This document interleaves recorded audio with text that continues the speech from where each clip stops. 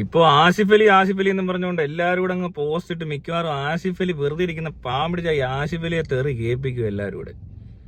കുറച്ചൊന്നും അല്ല സോഷ്യൽ മീഡിയയുടെ പ്രതികരണം, എല്ലാവരും അങ്ങ് പ്രതികരിച്ചു തുടങ്ങി. എന്താണോ എന്തോ അവസാനം കറങ്ങി തിരിഞ്ഞത് ആസിഫ് അലി ആരെയും തെറി വിളിപ്പിക്കുമോ എന്നുള്ള സംശയം.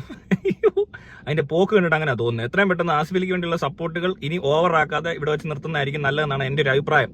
കാരണം പല അലമ്പ് സപ്പോർട്ടും ഒക്കെ ആയിട്ടും പിന്നെ ഇതിനെക്കുറിച്ചുള്ള വിശദ പഠനങ്ങളും ഒക്കെ ആയിട്ട് വരുന്നുണ്ട്. പക്ഷേ ഈ നാരായണൻ എന്ന് പറഞ്ഞ ആൾ കാണിച്ചത് പുള്ളി തന്നെ പറയുന്നുണ്ട്, പുള്ളിക്ക് ആസിഫ് അലിയുടെ നിന്ന് പോരാ, അതിലും കൂടിയ ആളുടെ നിന്ന് വേണമെന്ന് ആഗ്രഹം ഉണ്ടായിരുന്നു. അടുത്ത ജന്മത്തിൽ ബ്രാഹ്മണനാവാനിരിക്കുന്നു എന്നൊക്കെ പറയുന്ന പോലെ എന്തോ ഒരു കുഴപ്പം ഇവിടെ ഇല്ലേ. ഇത് അതല്ല സംഭവം, ഇത് മറ്റേതാ. കുറെ അവാർഡൊക്കെ മേടിച്ച ആളാണ് ഞാൻ. എനിക്ക് അവാർഡ് തരാൻ ഈ പയ്യൻ പോറാം, അതിന് കൂടിയ ആൾക്കാർ വേണ്ടേ അവാർഡ് കൊടുക്കാൻ.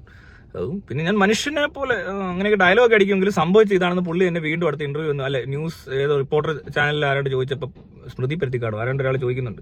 അപ്പോൾ അതിനകത്ത് പുള്ളി ഇരുന്ന് എക്സ്പ്ലെയിൻ ചെയ്ത് അത് വീണ്ടും കുളവാക്കി. ഇയാൾക്ക് വലിയ ബോധമുള്ള ആളൊന്നും അല്ല കേട്ടോ. എങ്ങനെയേ ഒരു നാഷണൽ അവാർഡ് എങ്ങാണ്ട് തപ്പിപ്പറക്കി കിട്ടിയിട്ടുണ്ട്. അത് എങ്ങനെയാണോ എന്തോ.